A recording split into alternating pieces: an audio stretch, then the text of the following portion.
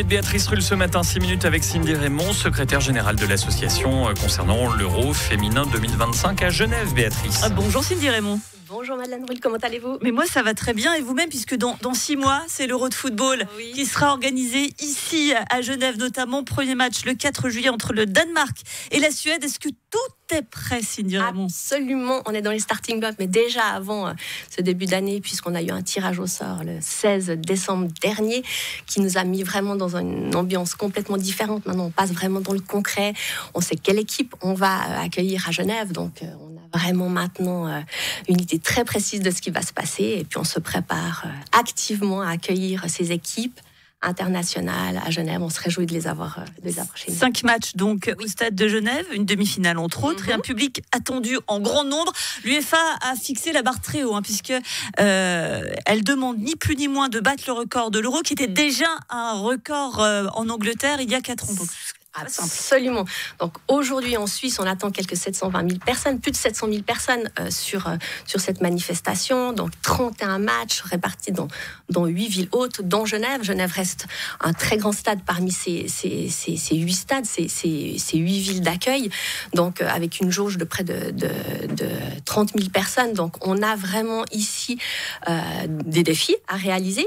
Faire mieux que 2022 en Angleterre, et puis aussi une opportunité finalement de mettre au centre de l'attention le sport, le football pratiqué par les femmes, bien entendu, mais aussi le sport féminin en général. Donc c'est une opportunité qu'on va saisir et on y travaille ardemment.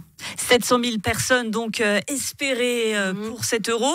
Les billets sont en vente depuis quelque temps déjà. Est-ce que ça a bien démarré ? Alors extrêmement bien, il y a déjà quelques 200 000 billets qui ont été vendus. Ça, c'était des chiffres qui étaient sur la fin de l'année 2024. Donc on va avoir les prochains chiffres maintenant sur 2025. Donc c'est une des premières ventes qui ont vraiment explosé. C'est un très bon signe de l'intérêt des Suisses et des Suisses. Parce qu'on va préciser, c'est 200 000, c'est uniquement pour la Suisse.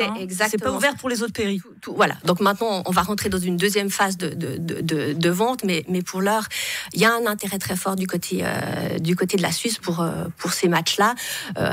Les billets aussi à Genève se vendent bien. On a encore du travail à faire et on va promouvoir sur ces prochains mois la manifestation aussi à l'étranger grâce à des partenariats avec Suisse Tourisme normalement. Justement, cette campagne de promotion, comment est-ce qu'elle va s'articuler ces 6 prochains mois, notamment à Genève, pour faire connaître à chacun cet événement ? Complètement. Donc, l'association qui coordonne cette manifestation à Genève, qui a été fondée, je le précise quand même, par le canton et la ville, qui sont les initiateurs de cette candidature, et soutenue aussi par l'association des communes genevoises, donc va mettre en place une campagne de communication un peu plus à large échelle sur la deuxième moitié, enfin sur la première partie de ces prochains mois, sur 2025.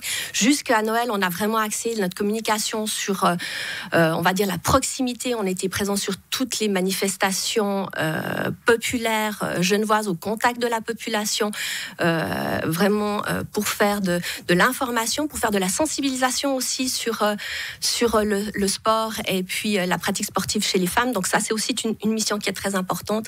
Cet événement, cet Euro, il a une fonction aussi, en plus de faire vibrer les spectatrices et les spectateurs, c'est finalement de réussir à passer un cap par rapport à la pratique du football féminin en Suisse, avec des objectifs qui sont clairement affichés, doubler les effectifs de pratiquantes. Donc, on doit saisir cette opportunité et puis travailler maintenant aussi à faire de cette manifestation un succès dans ces 2 domaines-là. Remplir le stade, bien entendu, mais aussi utiliser ce levier pour que les femmes soient plus présentes sur les terrains de foot. Accueillir autant de personnes, ce n'est pas une mince affaire. Là aussi, il y a à mettre en place tout un protocole sécuritaire, même si le public de l'Euro féminin est très différent d'un Euro masculin, comme on l'a accueilli en 2008. Oui, alors on est dans des profils de spectateurs, spectatrices qui est complètement différent, un public plus varié, plus diversifié. On aura certainement au stade des gens qui n'ont jamais assisté à un match de foot, qui sont peut-être même jamais allés sur un un grand stade comme celui du stade de Genève. Donc, on doit se préparer à ça. Le stade de Genève se prépare aussi à accueillir un public très différent et puis de mettre en place un concept de mobilité et de sécurité qui permettent aux spectatrices, aux spectateurs, mais aussi aux jeunes voix qui ne vont pas assister à ces matchs, à avoir une certaine fluidité et puis qu'on ait vraiment une fête populaire digne de 7 €. Pour terminer, on va revenir juste sur les tarifs de ces billets pour nous donner à tous envie, puisque là aussi ça reste très très abordable. Oui, on a un tarif d'entrée à 25 francs, donc ça reste très accessible. C'était une volonté, je pense, dès le départ.